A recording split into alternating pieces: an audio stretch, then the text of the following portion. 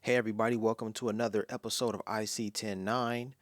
Legends never die, so Kobe, let them know. You're at 109 right now. That's what's up. Today we're going to look at Goroawase, or Japanese number-based wordplay. All right, this presentation is brought to you by Robin Parrish and Jackie Chiu.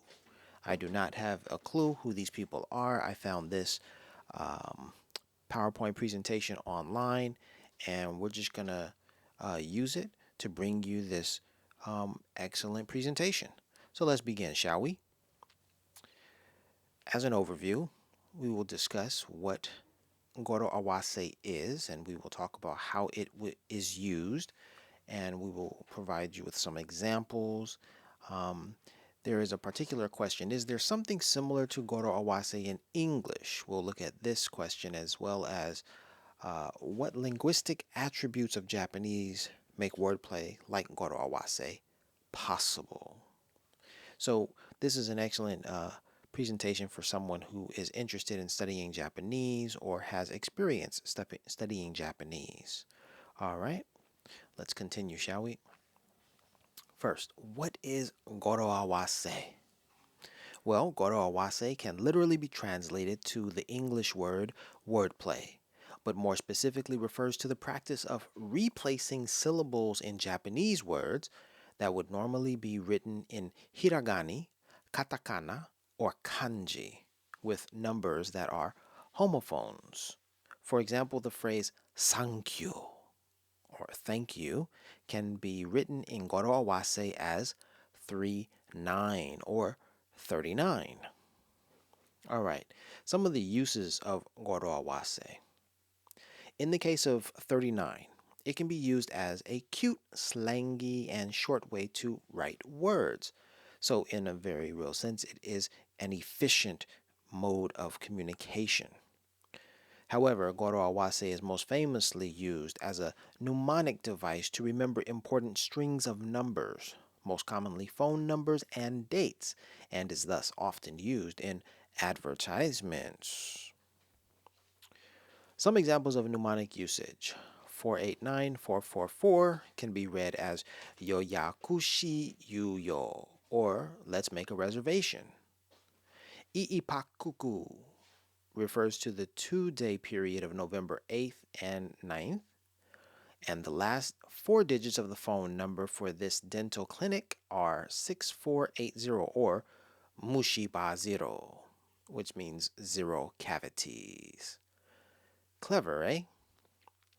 Examples of slang terms in Goroawase, not used as mnemonic devices, but might be used while texting. Here are some examples. 893, Yakuza. We're familiar with that, right? The Yakuza, the Japanese gang.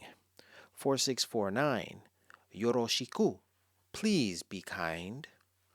0840, Ohayo, good morning, or Ohio, Ohio, Ohio, Ohio gozaimasu in Japanese, right? Good morning.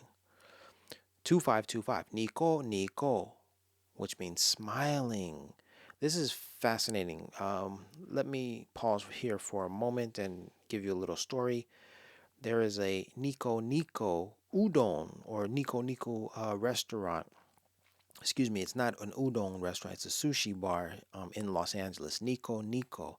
I did not know Nico Nico meant smiling. I knew that Niku Niku meant 2929. And I love Niku Niku Udon, which has a shop in Fukuoka, Japan. And I would go to Fukuoka, Japan just to eat their udon pretty often, too. I love it. All right, where was I? As well as many others, the only limit is the creativity of the Goroawase user. Is there a Goroawase equivalent in English? In the early 2000s, English chat speak became popular. Users of chat speak would replace words with 2, 4, 8, eat, etc. with numbers, for example, 2 day, 4 get, great. Unlike Goroawase, Often, numerical wordplay in English chat speak is a blend of numbers and letters that spell out the word. All right. Why does this type of wordplay seem more effective in Japanese? A language like English is limited in its ability to use numerical wordplay because each number only has one possible pronunciation. However, as we know, this is not the case in Japanese. A little side note, yes, in Japanese there is I think it's already been mentioned, hiragana, katakana, and kanji, right? Three different Japanese scripts, and which allows for greater flexibility of the language and more pronunciation. This is a topic that was broached recently. There was a conversation about how weak, how feeble the English language is. It may be the lingua franca around the world, but it isn't as dynamic a language as Japanese or even the Twi language of Ghana, of West Africa. All right, moving right along. Here we have some examples. We will not go into, I will not read all of these. Well, what the heck? I'll try it for fun. Okay, so we have the numbers 0, 1, 2, 3, 4, 5, 6, 7, 8, 9, and 10. And the Japanese kunyomi readings. Maru ma wa. Hitotsu hito hi. Futatsu fu futa. Mitsu mi. Yonyo yotsu. Itsutsu itsu I. Mutsu mu. Nana. Nanatsu na. Yatsu ya. Kokonotsu ko. To to. Japanese onyomi readings. Re, re. Ichi, I. Ni, ji. San, sa, za. Shi, go, ko. Roku, ro. Shichi, hachi, ha, ba. Kyu, gu. Ju, ji. And finally, transliteration from English readings. 00 ze, 1. Su, su, su. Su, suri, fo, ho.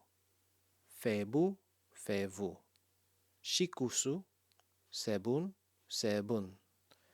Eto, nine, 10. Alrighty.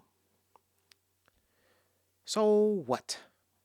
Goroawase utilizes the kunyomi, onyomi, and English pronunciation of numbers. Often, even within these categories, there are more than one way to pronounce the number. For example, the English pronunciation of 0 could be 0 or O, or just ze. Personally, I'm not familiar with ze. Z. I'm not familiar with that. Continuing. This leads to an incredible amount of flexibility for the users of Goroawase. The conclusion, Goroawase is only possible because of Japan's rich history of borrowing with so many different possible pronunciations. Many words and phrases can be easily constructed using numerals as spelling. This is not possible in languages like English. There are many different pronunciations of numerals due to repeated borrowing from Chinese, sound change over time, and more modern borrowing from English. And I've brought you to this presentation because, of course, the most famous, or rather the number one Goroawase practice or word or phrase or that I'm familiar with is none other than Tokyu. Tokyu.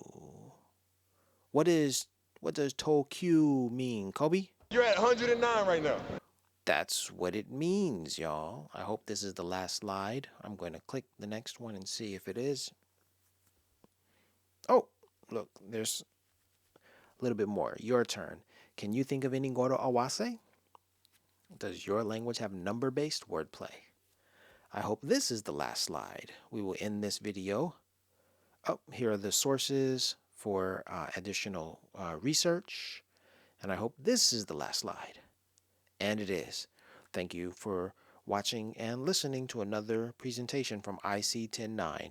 Kobe, legends never die, so please let them know. You're at 109 right now.